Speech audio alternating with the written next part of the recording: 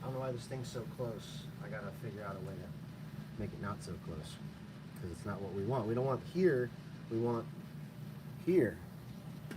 So let's see. There we go. All right, we got that. Got my workbench here. And I don't know. I don't know if I like. I'm using the iPad, so I don't know if it's going to be a good setup. Let's see.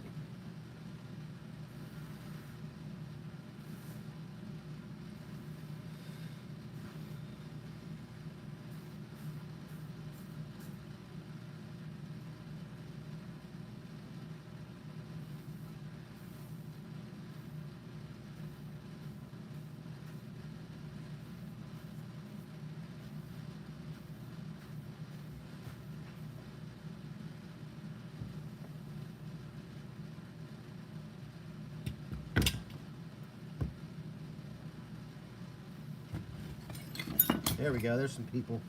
Sorry about the confusion here, folks. Alex normally sets up the link, and he had some family stuff going on this morning, so we're just now figuring it out. But now I'm in the workshop, and I'm cleaning up some space to do some shit. I've just been spending the last week organizing and making storage for all my workshop shit, so that way I can be more productive, because I'm realizing I'm spending more time looking for shit than I am making shit. But it's getting there. It's getting really fucking close, and I'm stoked.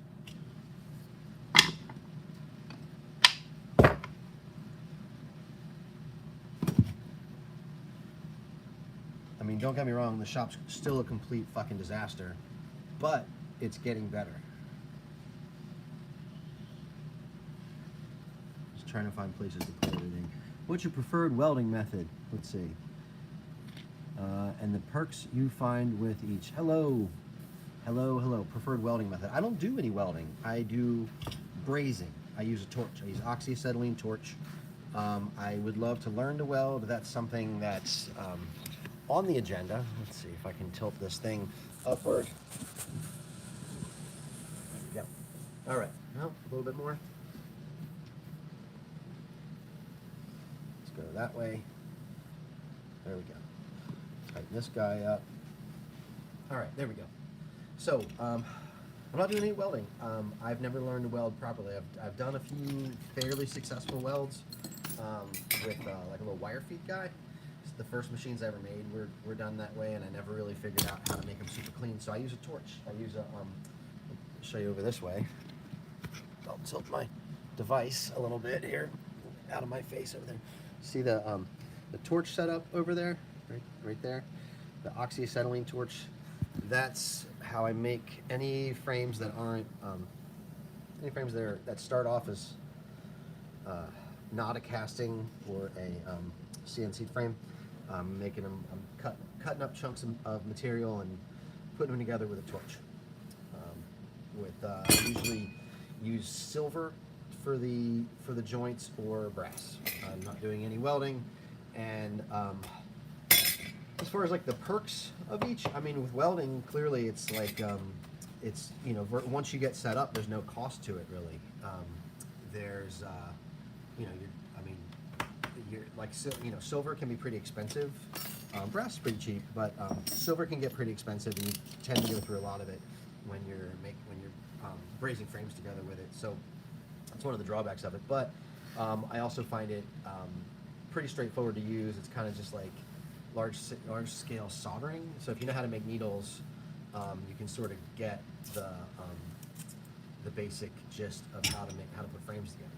You know, just you know, using heat to essentially make a path for your flow, for your material. You know. I don't really use brazing rods. I use like a coil of silver, or I guess I have some brass rod, and I'll use paste flux. Yeah, that's pretty much it. Let me see.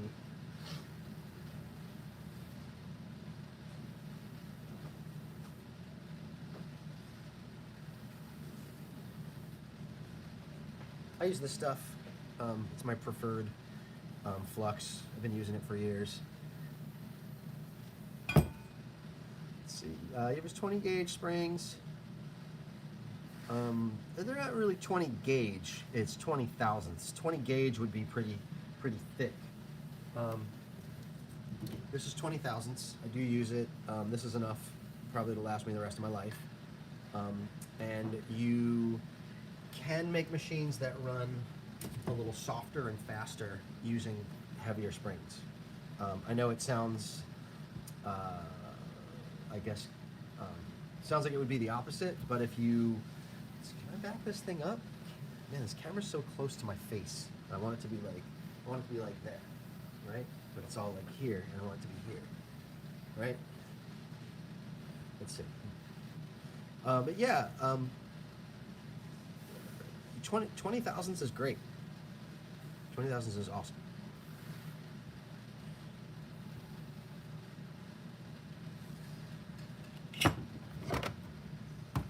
I'm going to continue to clean while if you guys have questions.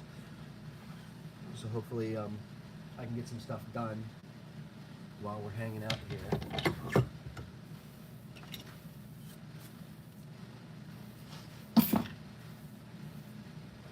Give you a little tour of all the shit I've been making over the last week to organize the shop, if we want.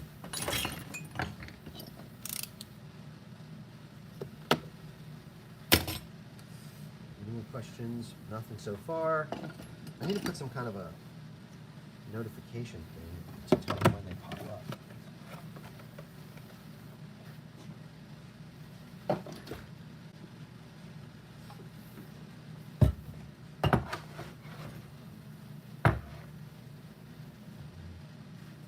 Oh, dude, 18s would be okay for very thin lines. Yeah, absolutely. You kind of have to watch all the videos to like get a good explanation of what the different springs, the thicknesses and the widths do. And I've said this over and over again. It really comes down to the geometry of the frame and what you want it to do.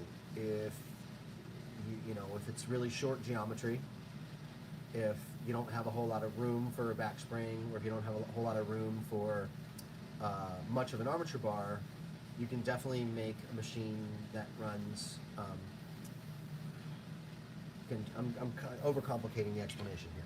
Yeah, 18 can be used for making fine lines, no problem, as long as the armature bar is not too heavy, as long as you're not running too much voltage through it, as long as it's not hitting too hard. You want it to be something that hits kind of soft and kind of fast. So to make something hit soft and fast, it all comes down to the geometry of the frame and how you're working within that geometry to get it to do what you want. Let's just say, like, your geometry is, it's predetermined. This is, your frame is your frame. You got, your distance from here to here, right? And then what you do with that distance, what you do with that geometry is up to you, and that determines how the machine runs. If, you want this machine to run, for single needles and type 3s, you're going to set it up differently than you would, than you would if you wanted to push large magnums. Now you could do the same thing. You could do both things on the same frame. If you want this thing to push large shaders, or if you want it to push tiny liners, you can make it happen on the same frame. But what happens between here and here in this distance is going to be different. All the stuff that happens inside of this determines what the end result is, right? So whether you call it a liner or a shader is up to you, as long as it does the job that you want it to do, right? Thank you. Thank you for that. So this guy started out as a shader, right? The hole for the binding post was up here, right? It had a it had a shorter armature bar with a long rear spring and a long front spring. So all this stuff was moved out here when this guy was born, right? To make this thing fast and to make it run small lines, I moved everything back this way, tightened up this gap, made a nice stiff front spring. It's nice and short and kind of wide. Lightened up the armature bar to make it faster and softer. And, you know, kind of changed its mind on what it's going to do. And this has 18,000 springs on it. This is set up, you know, to run fast and not super hard.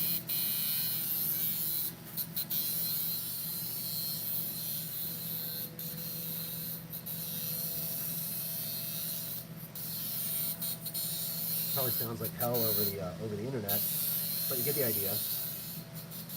It's running 151 hertz. When it was made, it ran about 110. Right? So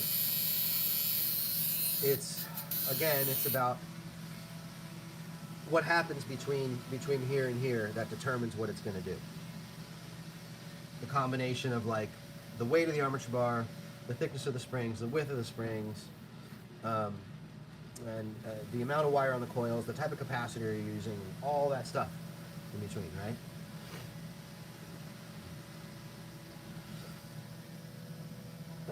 Finn, are you using flathead on all of your machines? Something I've noticed, and it makes a lot of sense, is they're pretty universal instead of Allen key. I use them a lot. I wouldn't use them on something like this. I use Torx on something like this, but I think in that case it kind of comes down to like preferred aesthetics. Like, you know, these machined frames, the CNC stuff, I prefer to use Torx because I think it looks better and looks more appropriate for the machine. Building something like this, I wouldn't use Torx hardware or Allen keys because I don't think it looks appropriate for the frame. I wanted to have sort of an era correct feel, and that's just me, like personally, as far as aesthetics go. See, I got a big box of machines here. Bunch of machines.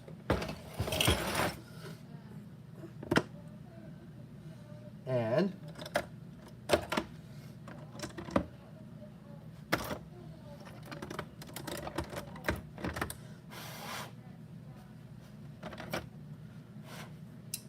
you can see that it's not an always thing. This one has like button heads on it, button head Torx. This one's got old school socket head cap screws. This one's got flat heads. This Malone's got Phillips. Roger's got flat heads. This older one of mine has Torx. This J. Kelly has socket head cap screws. So you get the idea. I've got like a grip of machines. They're all different. I don't have a go-to unless it's for a certain aesthetic. If I'm making something that looks like Paul Rogers made it, I'm going to use flatheads.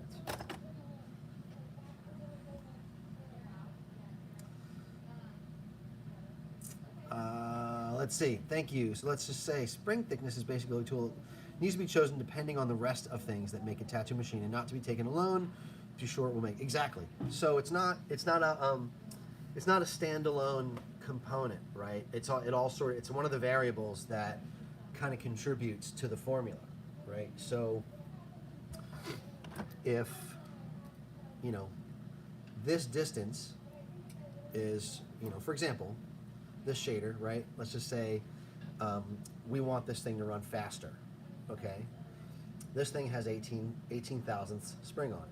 If we want it to run faster without really changing much, we could make this spring wider, make it out of 18 and make it wider, or we could leave it the same width and make it out of 20, right? Either way, by stiffening this rear spring, it's going to make it faster. Now, it might make it softer. If we want to make this machine run harder, we might want to take that front spring there and make it more narrow. It's a pretty wide front spring, and it's going to make it run fairly soft. Let's see. No,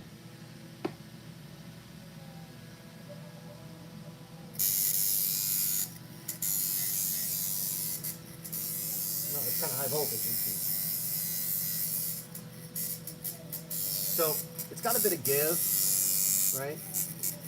not a whole lot of give, but if we wanted it to have less give and not really change much at all, right? If we wanted to like hit a little bit harder, we could take some of the width out of that front spring right there, and I'll draw on it with a marker. I'm not going to take this machine apart because I love the way it runs, and it was made for me a long time ago by a couple of good friends. But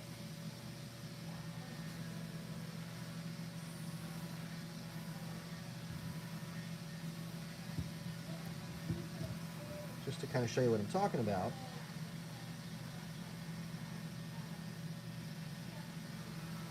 if we were to kind of narrow it, kind of according to those lines that I've made, I don't know if you can see them.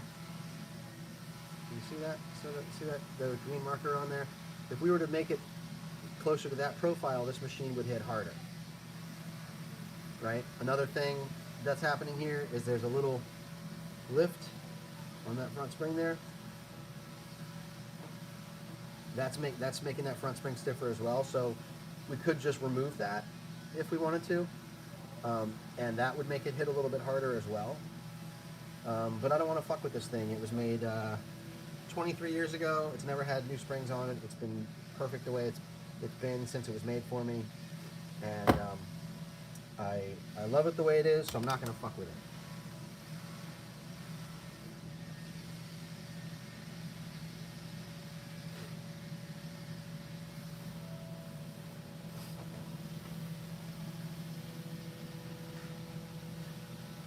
Okay, one thing I haven't gotten my head around is capacitors. Could you do an everyman's rundown on the types and styles?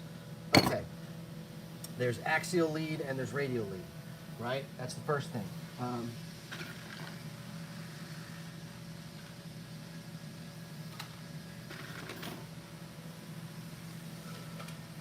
This is what's known as an axial lead. This is what's known as a radial lead. Okay, I typically just use axial lead unless it's like a really specific application, like I was fucking with the other day with the little circuit board guys, right? But the axial lead cap has a kind of has an in and an out. They're considered to be polarized, so there's like a negative end and a positive end, I guess. So the way that I hook these up on machines has always been the same, with the little groove side down, right?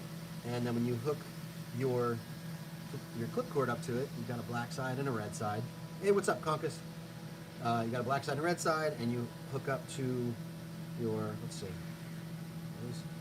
Yep, there we go, there's red. All right, so you want to put the black on the bottom side where the capacitor goes, down here, and the red on the top. Apparently, I mean, that's just, the way I've always done it, the way I've always been taught. Now, when it comes to like sizes, I have specific ones that I like for, hey, thanks man, I've been working on it a ton. I have specific, ones that I like to use depending on what I'm building. And a lot of that comes down to what size coils I'm using. So let's just say, for example, somebody wants a liner to push big stuff, right? And they're like, I'm gonna, push fucking 18s with it. So I might use, instead of using 6-wrap coils, I might use 8s or even 10s. The more wire there is, the slower it's gonna make that machine cycle, right? So I've found that by adding like a lower capacitance, it makes them cycle. It kind of makes up for that extra wire, right? So if I put a set of 10-wrap coils on it, and it slows the machine down, kind of in that shader territory, by putting like a 22 UF capacitor on it, it's kind of helps speed it back up. If I have a shader and it's an 8-wrap or a 10-wrap coil on a shader, I'll typically use a 47 UF capacitor or a 57 UF capacitor, and the higher that number, the slower it's gonna the slower it's gonna like. What the capacitor does is it charges and discharges. It like stores and releases energy over and over again.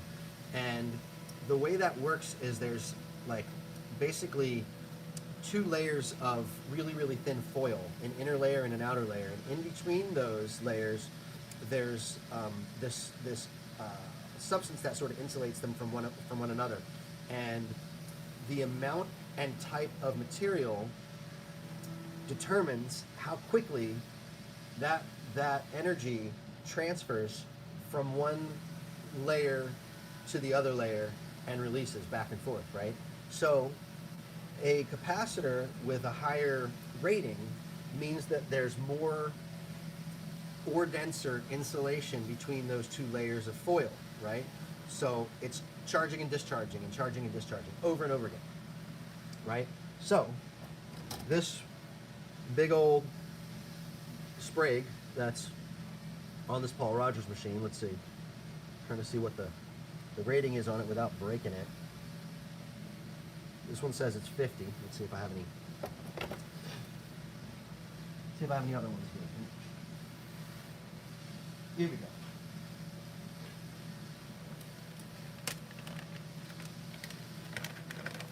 I guess the external size doesn't really matter that much. A lot of times manufacturers will spec them to a certain size to fit in application. Like if it has to fit inside of like a certain spot, like in a radio component or in a musical instrument or something, and they're spec to be a certain size. Or sometimes if they're larger, they're rated to higher voltage and higher heat.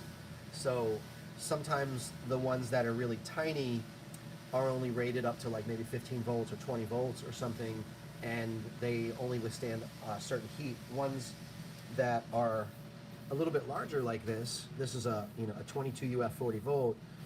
While it's a low capacitance, it can withstand a lot of it can withstand up to 40 volts and up to 125 degrees Celsius.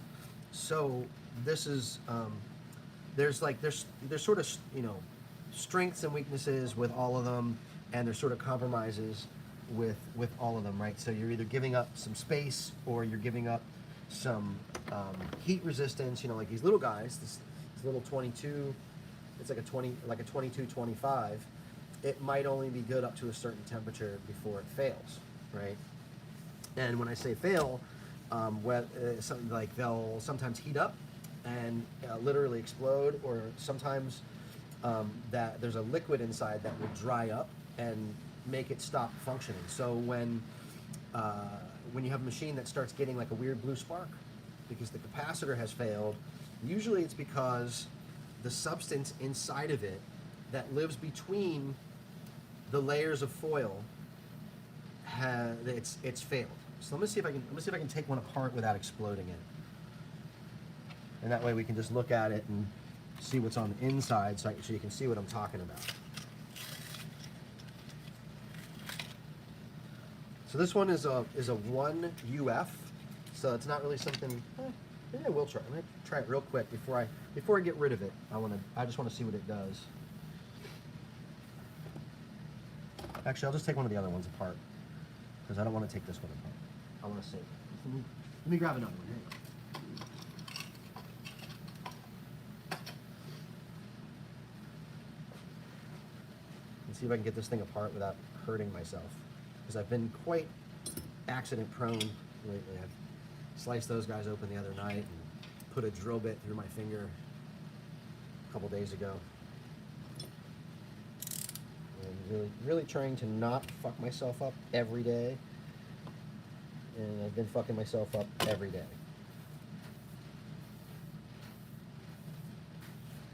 And once we take one of these capacitors apart and I can show you what I'm talking about, it might make things a little easier to understand. Let me see if I can just smack it with a little hammer.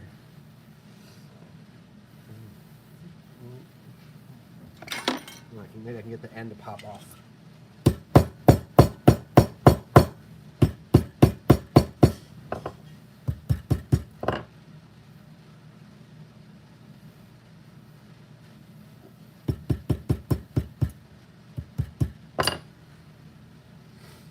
Let's snip this bitch.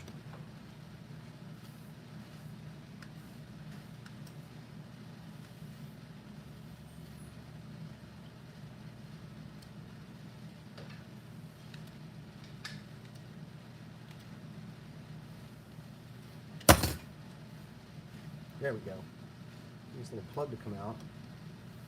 All right, and you can see this shit on the inside here. All right, and it's this oily, greasy shit. Okay, so you've got it. You got a lead coming in one end, right? And you have a lead coming out the other end, and in between those leads is like this batting, right? It's like this roll, this like heap of stuff that insulates one from the other. So they live together in that little housing, but separated by this stuff, right?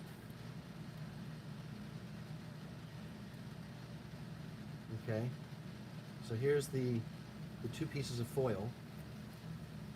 Okay, one of them is connected to one lead, one's connected to the other lead. Okay, right, so you've got like, it's like a little flag, right? So you've got like this little dude here, and there's one, and then you have, let's see. Okay, so that's, you've got like forget this one here, right? So you have like your positive and your negative, right? And then what happens is these guys get rolled up with a layer of stuff between them, right? It's like they're laid down with like this stuff here, okay? And they put this like fluid on there. It's kind of like an oil, and they roll it together. Now, the more insulation, or the denser the insulation, the longer it takes for the energy to charge and discharge between, let's call it like an anode and a diode, like this, as if like you're kind of dealing with plating or batteries or whatever, right? There's like you have like, so there's one lead there, and the other lead, so that one, so this one attached down here, okay, down in that hole, this little guy attached down there, this one attached here, right? And what causes them to fail is when they get too hot and it dries out that material and it ceases to be an insulator, or just from age, or the quality of the capacitor in that it's not sealed very well, and eventually it just dries out just from existing, right? Just from the environment around it, right? So the better the capacitor, the longer it's going to last, due to or the longer it's going to hold up to voltage, amperage, and heat, right?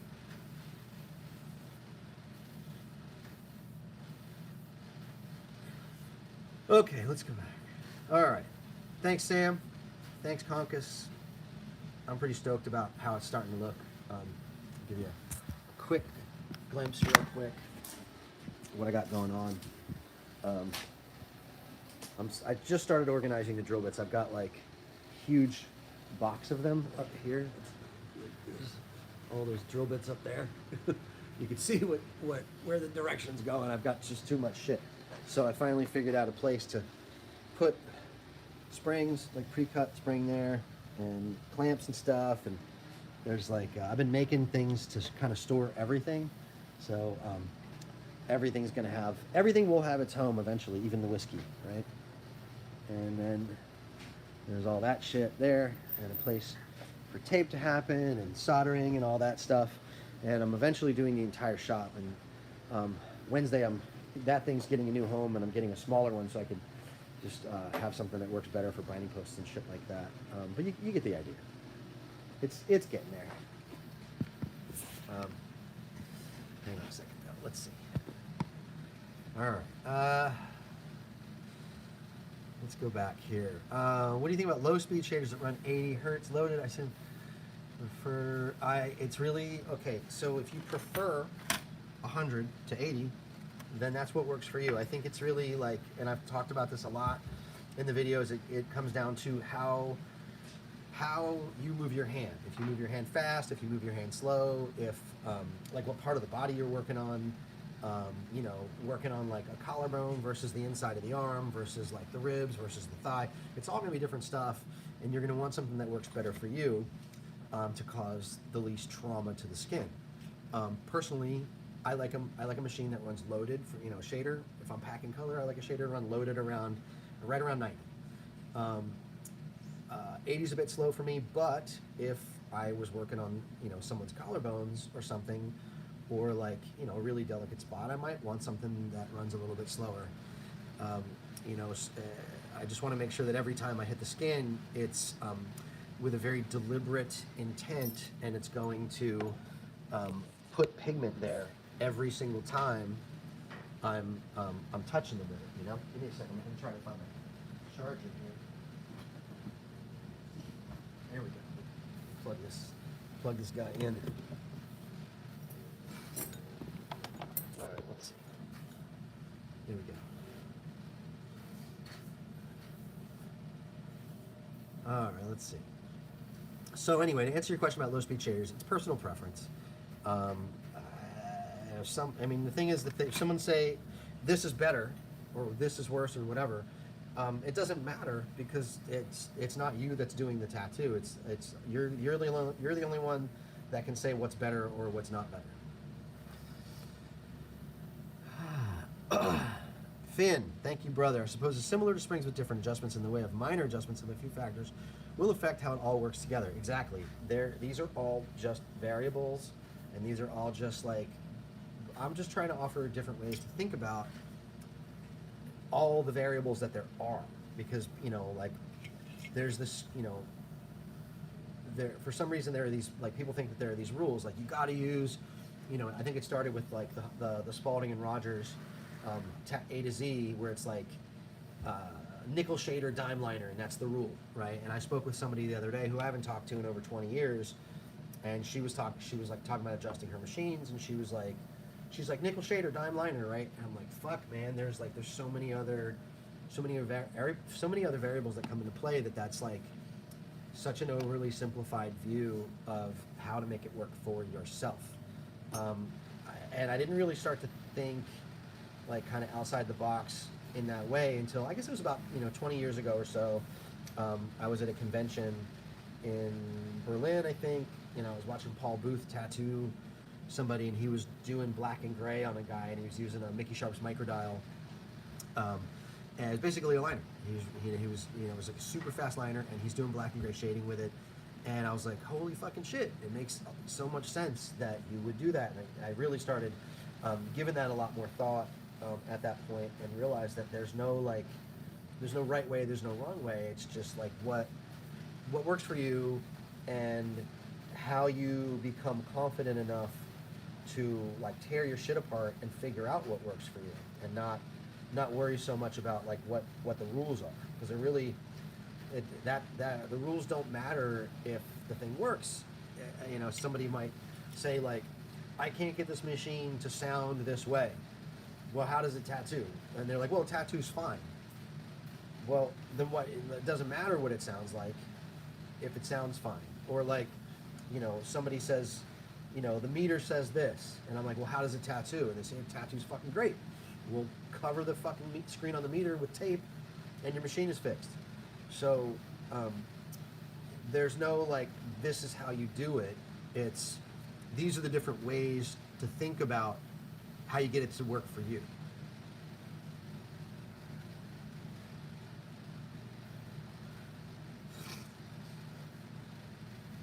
The Suntory whiskey is tight. I fucking love it. I made a cozy for it. I don't even really drink that much, and I made a cozy for the, you know, like a cubby for it in my shop, and I don't even drink very much. Let's see. It can't make a machine have a clean sound. Can it be the capacitor? It could be a lot of things. Sure, it could definitely be the capacitor.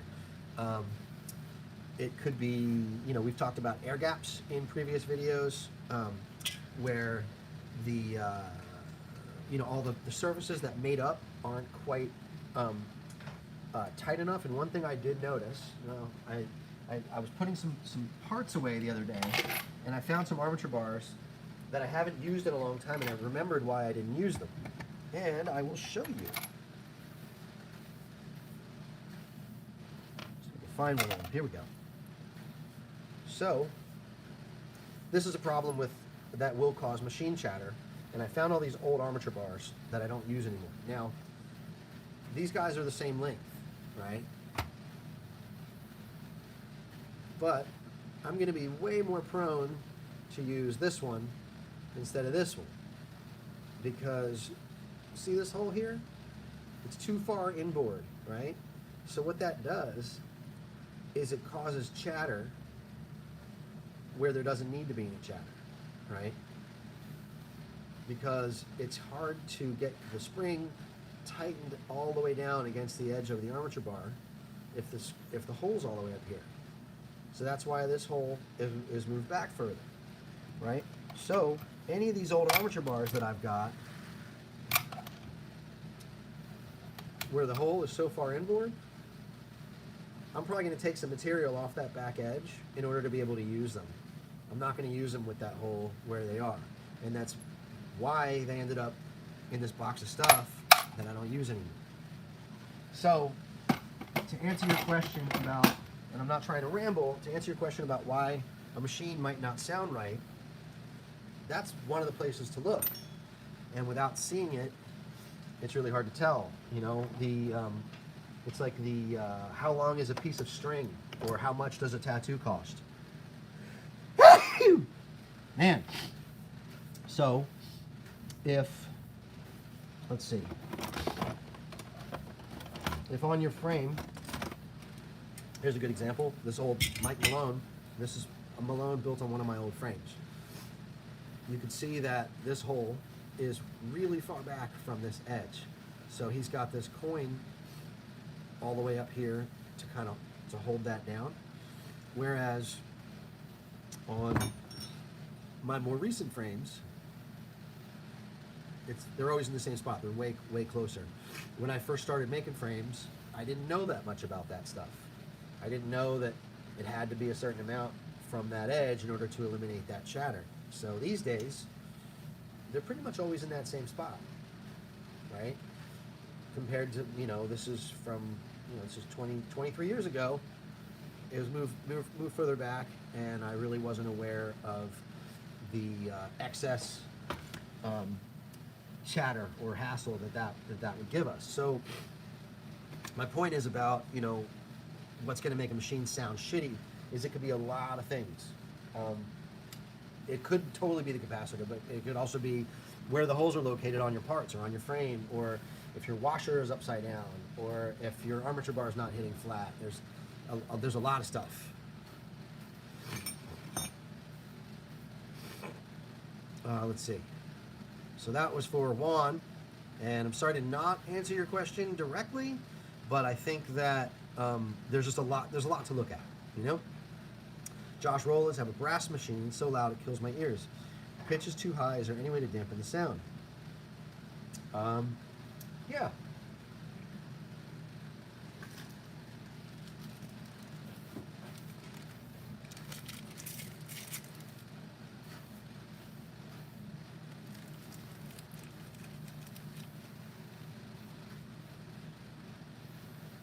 Fixed.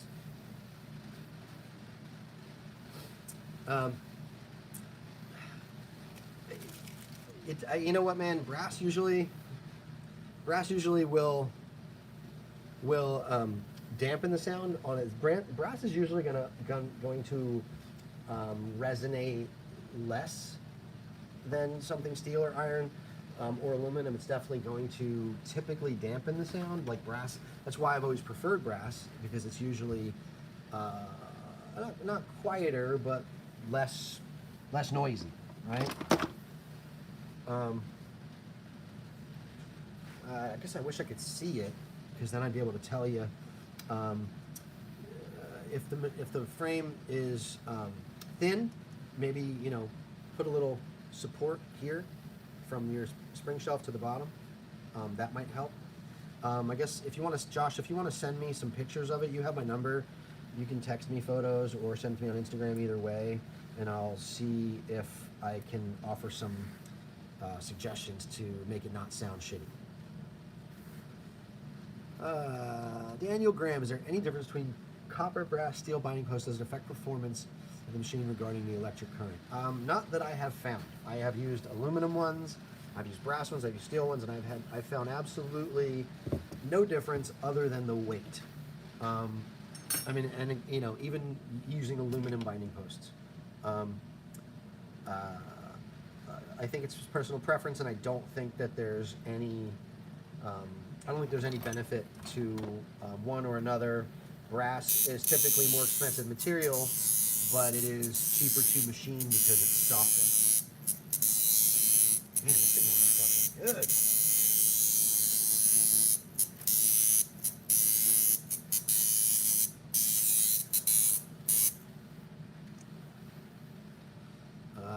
Let's see. That was for Daniel. No, I don't think it affects performance at all. Conkus, talking with Spalding Rogers. Do you cut the tube vise? Because the new ones are too thin and bend. What about the old ones? Were they good? When did they start making them too thin?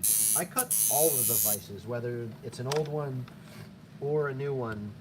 The vices. Let me see if I have one that's not cut. Hang on. I'm gonna look and see if I have. Here we go. Well, even this one's cut. This is the one that's the least cut, probably, right? So, all the old Spalding frames, the little cut stops right there, and it makes it really difficult to change out your tubes. I cut this one just a little bit because that's how the guy wanted it, and he didn't really want a whole bunch of cut on it. Sometimes I will take a jeweler saw and cut around, like the Malone ones, which I've got one here. Give me 1 sec, I'll find it. Oh wait, I think I've got one that's, oh, here's one that's not cut. There's a Spalding that is not cut, okay? Typically that's how they all were. This type of ice doesn't work for shit, and I will always cut those. Now, the Malone ones, now it's kind of hard to tell because I've covered this up, but there is a cut on the bottom of this guy. Oh, you mean cutting it off completely? Yeah, I fucking cut them off all the time. I prefer to cut them off and make a new vise, or braze it shut completely, mill a hole in it for a collet, and then thread in through the front. So this one's been modified in that way. And I would say in the early 90s is when we started to see those really thin frames, and I typically won't build on those. But here's what you can see. I guess these are still pretty thick. These are thick ones. This is one of the thinner ones. This is an early 90s Supreme that Malone made. You can see this one's quite a bit thinner, kind of almost all around. So this is this one's 80s, this one's 90s, and you can see the difference in them. But I did speak with somebody at Spalding a few days ago, and they are changing all of their Supremes back to the old castings. They're getting rid of all of the new style Supremes and only going to be using the old ones. Let's see.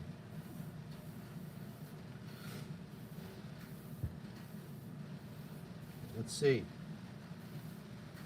We'll see if they even have them up right now. I did say it was going to be soon.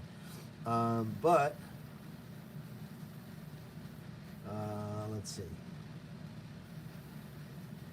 Go back to Lonnie. Josh Powers clipcord. Have you used it? Yes, I have one that I'm using now.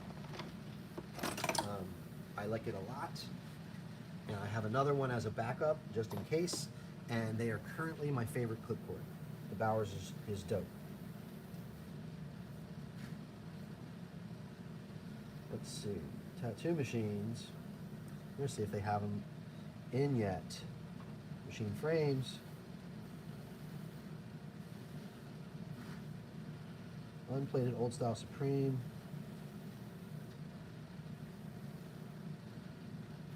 quick change vise, no chrome. Man, I gotta remember to call Spalding tomorrow and see about some frames, because I think that they've got the new ones, which are the old ones. Yeah, 0.8 is standard distance between coils. What is standard distance from front coil to tube vise? That depends on what sort of geometry you want. It depends on how long you want the frame to be, right? If you're going to do a pinch behind, like this Scott Sterling guy here, or if you're going to do a pinch in front, I usually go. Let's see. Let me measure one of my bottoms. On center, about 0.6 is roughly about average where I am. Let me double check a couple of my other ones here, just to be certain. Yeah, 0.6, maybe 0.65, right around there. I've got a little book here where I've got all that stuff written down. Let's see.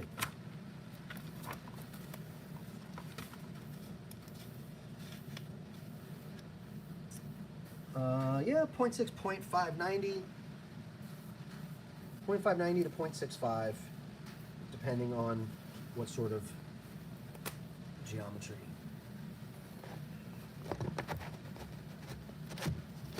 Okay. Conkus. So what's your question about cutting off the tube vise? Let's see. What's your favorite setup for power liner? Please, I've got one by you for ages. Tiny one-off Jonesy frame, runs crazy powerful, best liner. What's my favorite setup? I really like short coils, like this. This is kind of my favorite setup for strong stuff. 1-inch coils with a 1/4-inch yoke and a solid long armature bar. Short springs. This is my favorite setup for heavy outlining.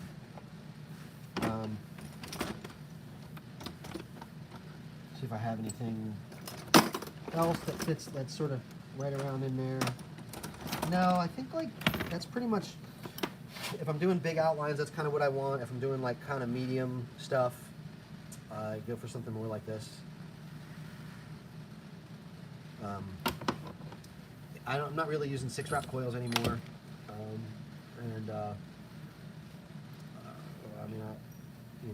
it's rare that unless I'm setting something up for small stuff, it's rare that I'm using a lightened armature bar.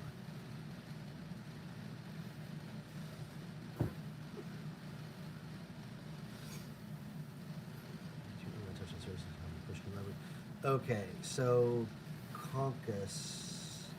So what do you? I'm kind of curious what you're asking about cutting off the vise. Made a liner last week. This is for Gerard. Made a liner last week. Big ass yoke. 1-inch coils with 3/8 cores, 9 reps. Runs awesome, but extra mass from the cores and yoke made it crazy strong. Absolutely. That's what's up. That is why, specifically, let's see, if I can find this machine. Hang on. There we go. This guy, that is specifically why I added this little dude here. It really needed some mass. It ran way too soft when Malone built it. I originally built this for Thomas Hooper and then got it back from him. I added this mass under the coils so that way it would hit harder. When you have the extra heavy stuff under the coils, you're going to get a stronger running machine that runs more efficiently. That is why on these guys that have shorty coils, it's got a nice deep pocket that I use for a 1/4-inch yoke. Earlier aluminum frames of mine, I would put like an 1/8-inch guy in there, but I decided I wanted more mass. So I made a deeper pocket and added like a little belly under here. Rather than trying to keep it flat on the bottom, I added this little belly to drop more yoke into the bottom of the frame, just to make it hit even harder. Would adding the mass under the coils help with heating up? Yes, absolutely. Make sure that make sure you're not using brass screws in your coil cores. Make sure you're not using any brass washers. Make sure that if you're using shims, they are magnetic. if you are going to put the yoke under the frame, make absolutely certain that you're using steel screws.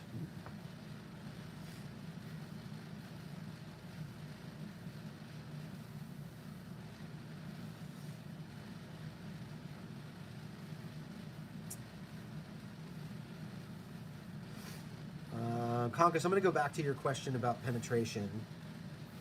Jesse, the Bowers clip cord, love it, but I had to heat shrink some of the brass.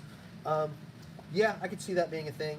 I think it will hit on some frames on, like, I guess depending on, the way your hand sits, the way you're, but I mean, like this guy, it's got a little, this one specifically, it's got like a little groove that's made to drop into so it doesn't rotate. Sometimes it's going to hit stuff. I think with this one, it's kind of, there's really not much for it to hit, but I don't think shrink wrapping that stuff's a bad idea. It's customizing your shit's good. Make it work for you is good. But yeah, I swear by that the Josh Bowers clip cord these days. They're great. Albrodas are really good too. They're a little bit bulky for me. I found that Josh's are a little more streamlined and lightweight, so I do like them a little bit better personally. But Al's are also really good. Let's see, John, can you talk about the benefits of using 1-inch versus 125? I understand that they would generally run faster. Can you elaborate on the power or other changes to the hit? I found that they tend to cycle faster, and they seem to be more efficient. So it seems like they're charging faster and stronger, and it might be my imagination, but I've been using them for liners for years. Putting short coils on a 1/4-inch yoke, and running this exact same setup on an identical machine with 6-wrap coils and 8-wrap coils, both 125 versus shorty coils, which I never use anything smaller than an 8-wrap shorty. They just run fucking really strong, like super strong, and I haven't found anything to say otherwise. They've just always been kind of a go-to combination for me, and I still have some workhorse machines that I set up with 1-inch coils because they hit so fucking hard. And I think it's because they're more efficient. That's just, I haven't conducted any scientific tests to prove that. It just seems to me, in my experience, they're more efficient.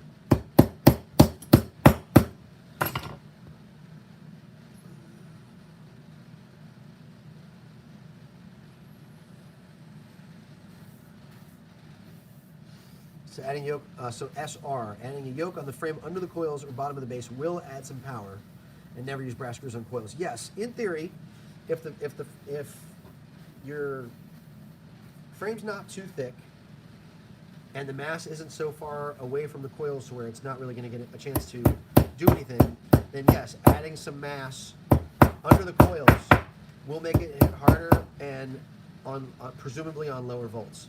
That has been my experience. That's if you look at, for example, this frame versus this frame, right? Okay, this one's a lot thicker than this one. If I put the exact same setup on this machine versus this machine, this one's going to hit harder. That's why I made these frames have a thicker yoke. When I did these Spalding kind of copies, I made the bottom thicker so that way they would hit harder than these. There's really not a lot of mass under here, especially since these are countersunk. It takes away a lot of that material here. Josh, ETA, I'm getting back to work on stuff this week. I've had the shop torn apart for a straight week now, and I haven't touched anything. And your machine is, hang on.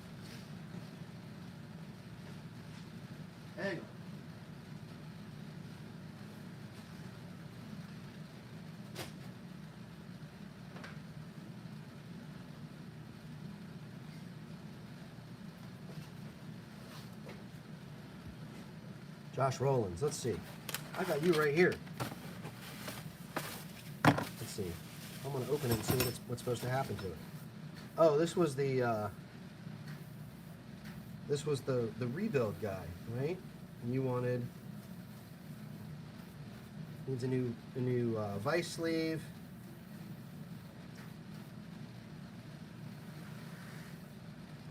All right, maybe I'll try to fuck with that today. What's this? Got a note in here.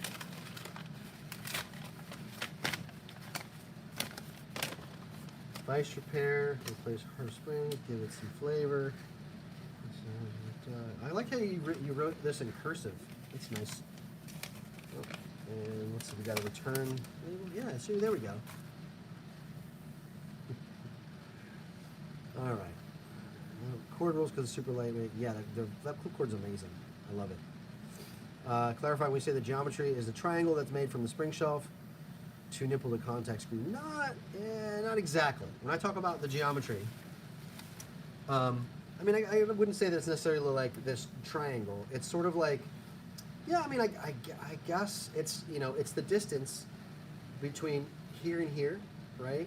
And kind of how much room you have up here to fuck with your front spring. So yeah, I mean, I guess you could say that, like, you know, that's the frame geometry. You know, if we had to like call it something, you could say that it's this triangle, you know. But like, you know, what if, you know, you had a really wide upright that had like, you know, a flat spot up here and it was like some kind of weird trapezoid or something, right? It's just this general area in here, right? That's like, you know, your zero coming off your spring shelf to the center of your tube vise hole, you know, and you know, you could always chop this off and put a replacement vise that moves it, you know, back, you know, outward or inward to change that shape. You could, you know, drill a hole in here to change, you know, this part of the geometry, or you know, make a new binding post that relocates that contact screw. So kind of all that stuff that like allows for the length of the springs and the length of the armature bar and everything that happens in there, right? I hope that makes sense. I did take my ADHD meds today, so I'm like a little rambly.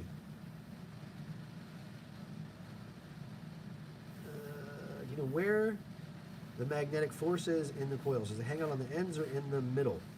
From what I understand, it hovers around the top. So when you see certain, you know, like certain coils that hang on, let me see if I can find some here. See if I can find something like I'm thinking of. Let's see. Hang on.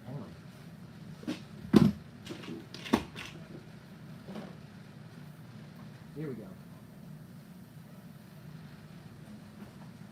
When you have, you know, coil cores where the washers are like way up close to the top, you're kind of using a bit more of that magnetic force up here. I mean, that's kind of the reason why those are pushed so far up like that. You know, that's kind of where that magnetic force hangs out, where that pull hangs out. It's not down here, it's up here. That's sort of why, like, when you shim your rear coil up a little bit and you get it close to the armature bar, that's why your machine runs stronger. You know, so if you have a large gap on between your armature bar and your rear coil, the machine's not going to run as strong or as efficiently as it could. So lifting that up, kind of here's a good example of what not to do. So this old Spalding machine. This is an old animal marker, but this old Spalding machine has a huge gap in there. Moving that up allows us to utilize more of that magnetic force that's at the top of the coil.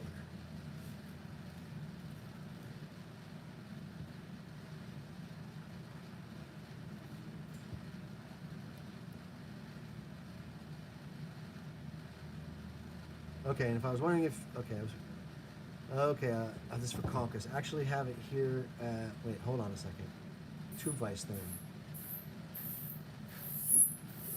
was building with Scott, he showed me the Spalding Rogers frame so thin that he could bend the tube vise with his hands. At home, then I started seeing Richie Montgomery and other people building on Spalding and Roger frames. They cut the 2x off and replace it. Wonder if it was only on the thin new ones or the older ones too. I think most of the ones that I've seen with the replacement vise.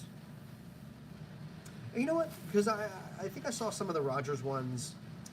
Yeah, I've seen Rogers ones with the vise replaced as well, and I don't think that it was because of them being thin. I think it was because of them being broken.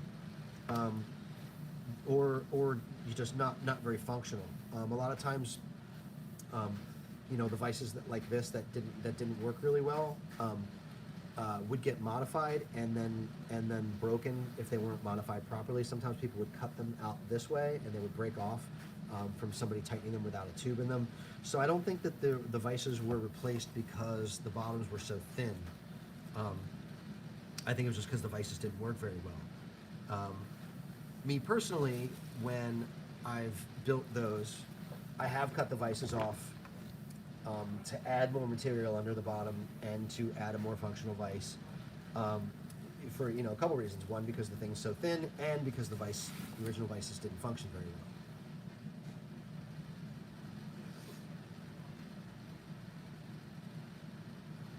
well. Finn Guthrie, what is the piece of equipment you put to use the most in your workshop? The most value in terms of necessity.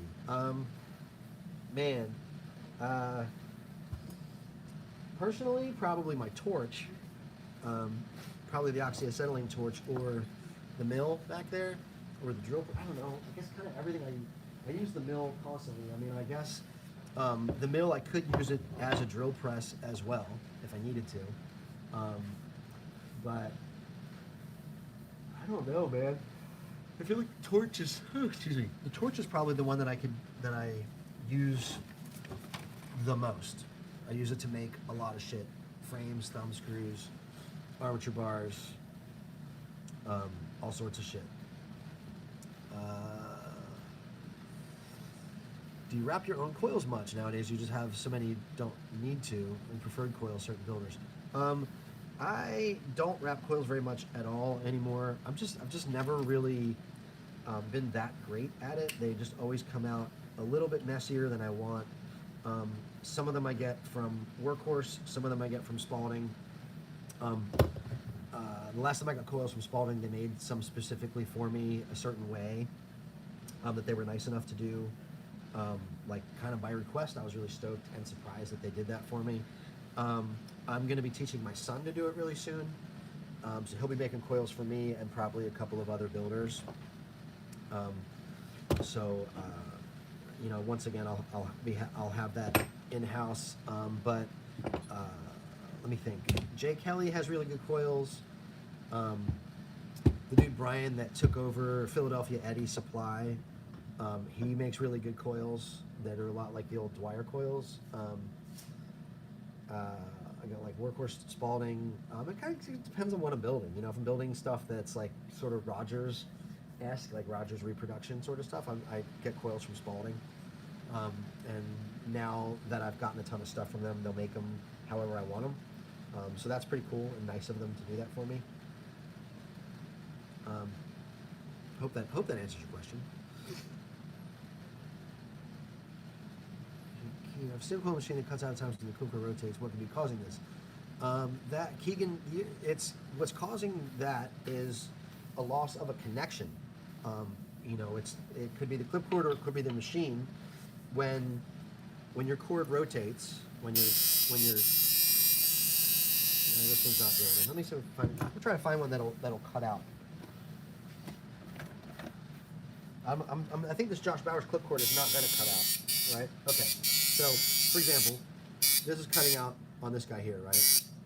Because it's touching against, it's grounding against the frame. So that could be one of the reasons. Another reason it could cut out is if you look at the way the clip cord sits in here, it sort of just sits in the middle of that thing.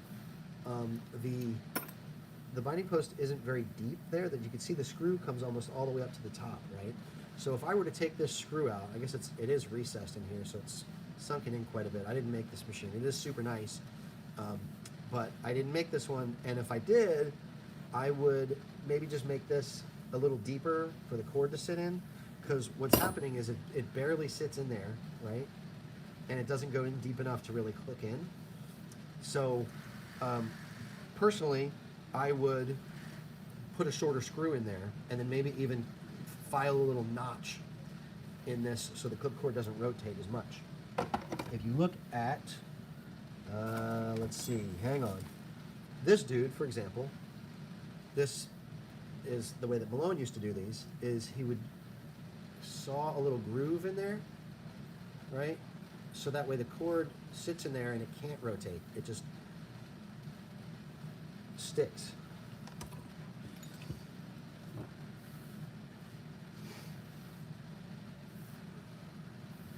Conkus.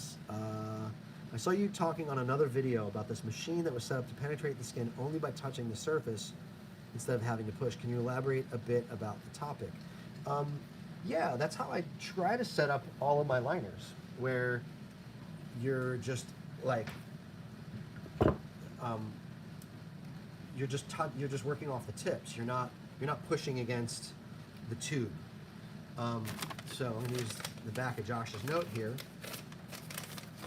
So when I have, let's see if I can find something darker. Hang on.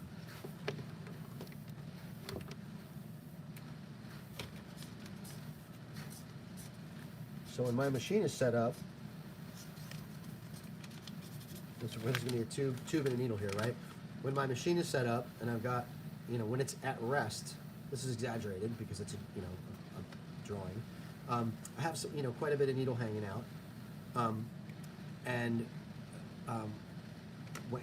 while I'm working, I'm not touching the tube against the skin. I'm working like right about there, right? So, yeah, like Jordan just said, I'm holding the needle over the skin and floating it. Instead of pushing down, I'm just barely touching like that instead of bearing down against the tube, right? And a machine with a longer stroke is going to give you the ability to work like that. I hope that makes sense. I don't know. It's kind of one of those things that you really have to see. I didn't start doing that until I got tattooed by some of the guys, like some of the San Francisco guys. Like when I first started tattooing in the early '90s, the guy who I worked for was like an East Coast like short stroke biker tattooer who like sunk it all the way to the tube, and you could see a dent in the skin around the tip of the tube. And then I started getting tattooed by a couple of the guys from Everlasting and Primal Urge and stuff, and they were working with long stroke liners like way off the tip of the needle. And when I remember seeing the setup sitting on this guy's tray, and like almost like kind of getting queasy looking at it, going, holy shit, like that's gonna fucking stick into my veins. And he was like, no, I just work off the tip, trust me. It's really about that finesse and the ability to control the machine and float it and not set the tube down against the skin.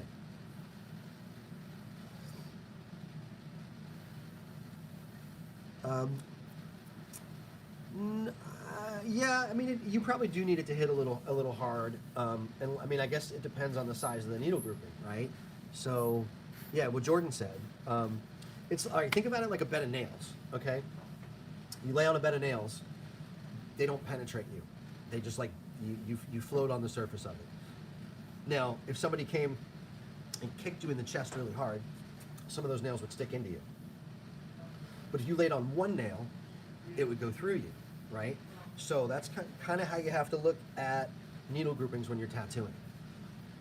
A big, like a loose 9 or a loose 14 or a loose 18 is going to require more force to penetrate than a tight 3 or a tight 5 or a single, right? So if you're trying to work off the tips with a large group, yeah, it's got to hit hard, and you got to have a really good stretch, and you have to be able to back it off of the skin, but by floating it using this muscle right here. That's the one that you develop, floating that over the skin.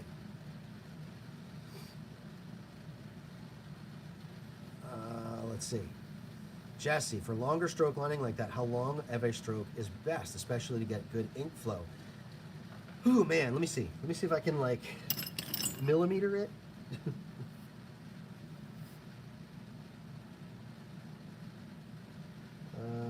Are these millimeters? I don't know. Hang on a second. I think those are millimeters. All right, hang on a second. These are probably millimeters, right? Is that one? These are millimeters? Yeah. I don't fucking know. Hang on a second. Let me find. There we go. There's one of these guys.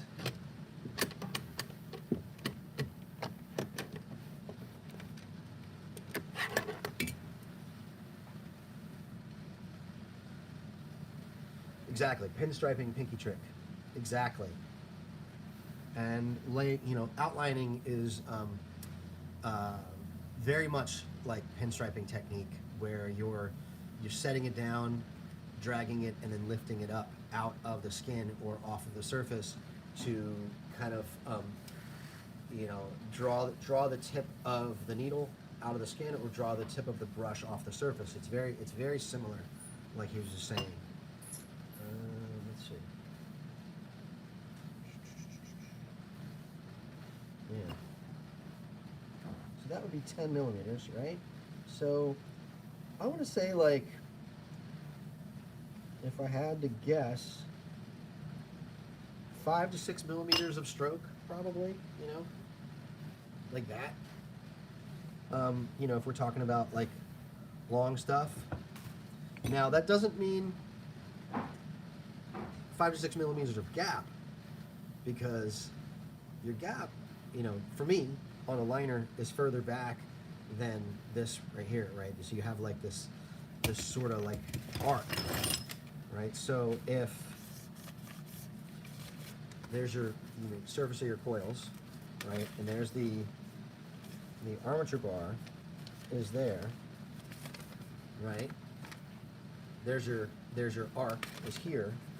So if what you're looking for, if you're looking for 5 or 6 millimeters of stroke here, and your contact is back here,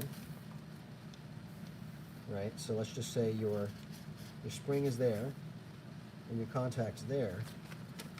You can get away with a shorter gap here and end up with a longer throw here by moving this back, right? Because you're at a, at a different point in that fulcrum is where you're making contact. It's like if you were all the way out here, in order to have that much gap, you'd have to have a gap equal to the amount of stroke that you have. By moving it back here, you're able to use a smaller gap, make the machine run faster, and use less voltage by moving that contact back on this arc. Does that make sense?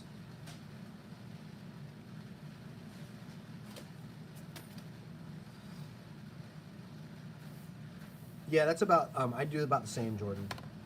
I hang it out about the thickness of a dime, maybe a little bit more than that.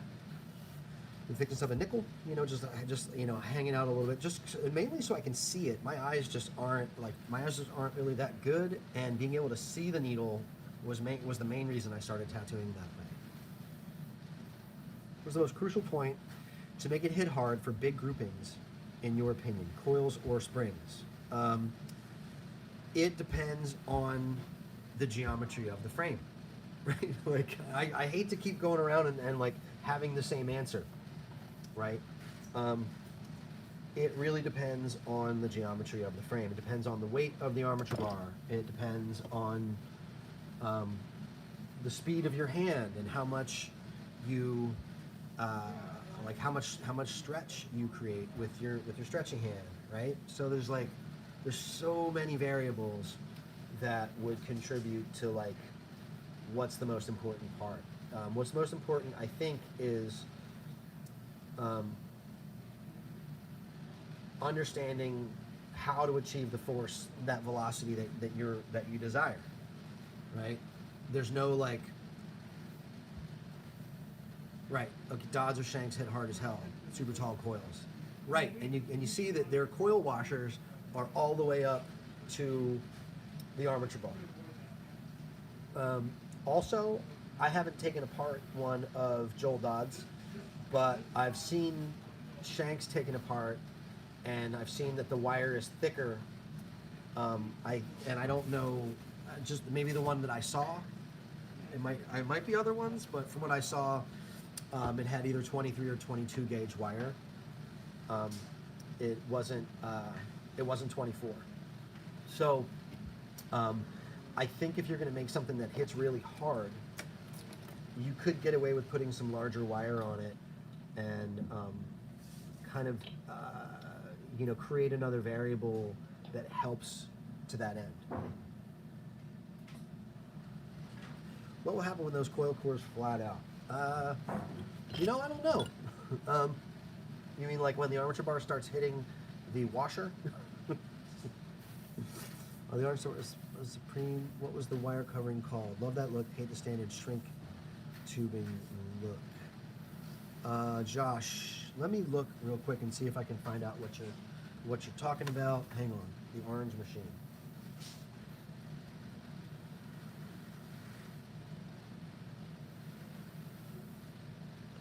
Let me look in my IG.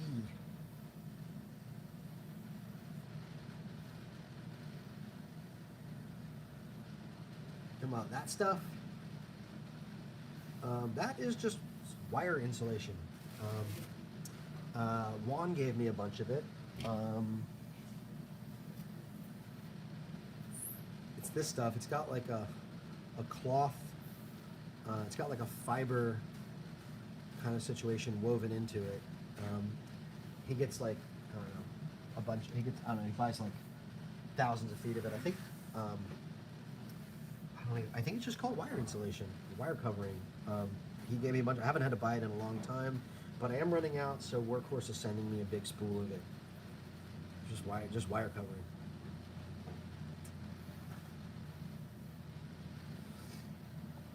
Yeah. Why are Shank made machines so hyped? I don't, they're made really well. I have, I think, he doesn't make them available to everybody, and there's, they've got a bit of a cult following around them, and, more power to them. I think if someone's able to, generate and keep that much interest in their stuff, it's awesome, and I don't have anything bad to say. I wouldn't say it's hype. If I don't know anyone who doesn't like them. I mean, I'm sure there are people who don't like them, but I don't know anyone who doesn't like them.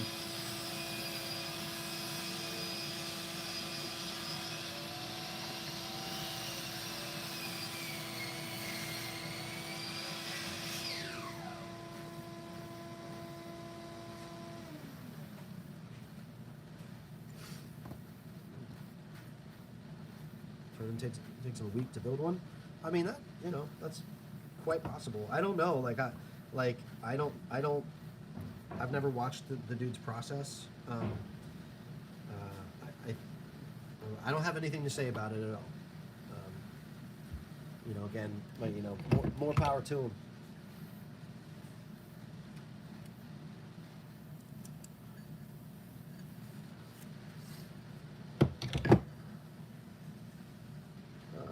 Yeah, good things take time. Yeah, I mean, shit. I mean, fuck, dude, they're good machines. Some people say they're the best machines. I would never dispute that. The dude clearly makes really dope machines.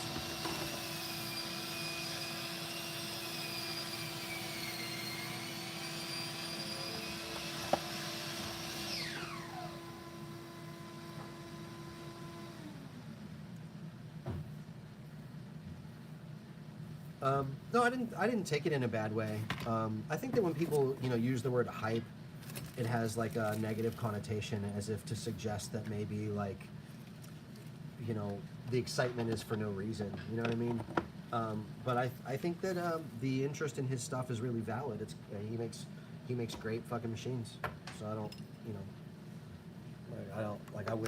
I just don't know that I'd use the word hype. It doesn't matter. Either way. Moving on. Wasn't he a bike builder? That I don't know. I have no idea. I've only met the dude a couple of times. and it was very early on in his career, and mine as well. It was quite a while ago when he was working with my brother in Minneapolis. I don't know. Can't say I know the guy. I don't know what his deal is.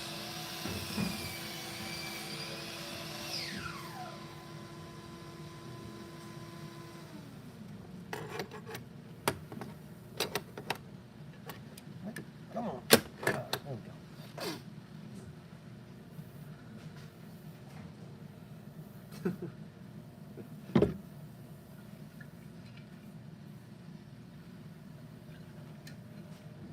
There we go. Now we're getting started. It's probably why I keep injuring myself. It's because I started drinking.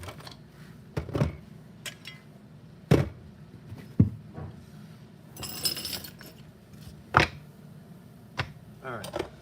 I'm gonna get to work on cleaning my shop. See, what you didn't see in this is all this fucking shit on my workbench that I need to go through and organize and all that stuff. So what I'm doing today is hopefully getting rid of all that shit up there and all that shit down there and all that shit over there and hanging up the rest of my doorbell collection, and then hopefully getting into this box and figuring out what has to go where. Most of those are mine, but some of those are repairs. They need to go to people, and I'm gonna start filling up my walls with all the shit that I use, and getting rid of all the shit that I don't use. So I am going to be selling a ton of parts and tools that I no longer use. Maybe I'll put them on the machine page first and give you guys first crack at them. I have started, let's see if I can find it. I started a few boxes here. So for example, these are all, shit. These are all parts that I know that I'm not going to use. Where are those ones that I will use? No, these are ones I will use, actually. Shit. Hang on. Hang on a second.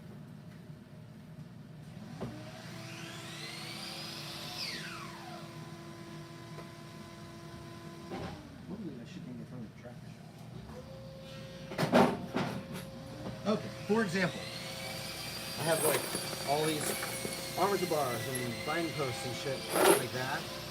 And I've got like, what else? Hang on, there's more. There's more. I've got all these coils. And I have a fucking grip of frames and tools. And anyway, anything that I'm not using, I'm gonna try to find a new home for, and a lot of that is like spring shelves and armature bars and side plates and even some frames. Stuff I'm not gonna use. I'm gonna try to just sell them in big chunks so I don't have to ship to a whole bunch of people, because I'm bad at that shit. So maybe I'll put them on the machine page first and give you guys first shot at them. Fucker. I did snag one of these things. I think I might have just fucked it up just now. But I got this contour gauge thing. Anyone who's ever done any carpentry knows what this thing is. But what I got it for, which I thought it'd be really cool for, is if I want to make a frame, like reproduce a frame, and like I'm having a hard time like getting the contour of it right, I could just kind of take it and stick it against the edge of the frame if I actually take the time to do it right. Right? So, for example,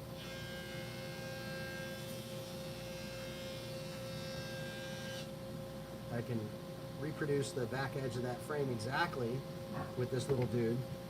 and then scribe it right onto the piece of steel that I'm working with.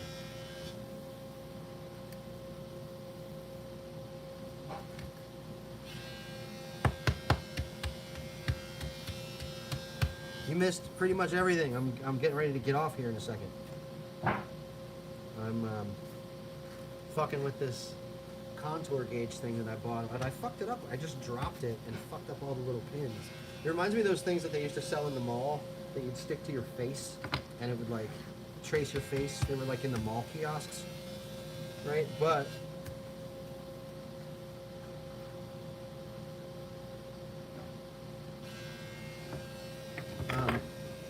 yeah, I think like, you know, if I want to like match the contour of a frame, and then I just go ahead and lay it on a piece of steel, and then trace it, it mimics it exactly.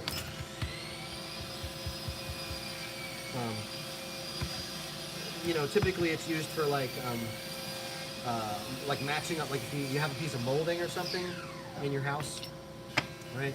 So like if you want to like cut around something, and you stick this thing on there. When it's not fucked up, and broken like I just did, you know, stick the thing around it. But I think I just fucked it up. It's all crooked now. There we go. Wait, I think it's fixed. Sweet. All right. Anyway, I'm gonna try to get some work done and clean the shop, and hopefully I'll see you guys. It might be in a week. I might just go ahead and do it on Monday, and if not, it'll be a week after that. But I'm really hoping to just have the shop up and running and everything back to normal by next Monday, so I can get some repairs out and start building again. Because it's been a few days and I'm starting to freak out a little bit. All right, I'm gonna go. Thank you guys for hanging out today. Hopefully I answered some questions without rambling too much. Feel free to message me on Instagram directly at Seth Safari.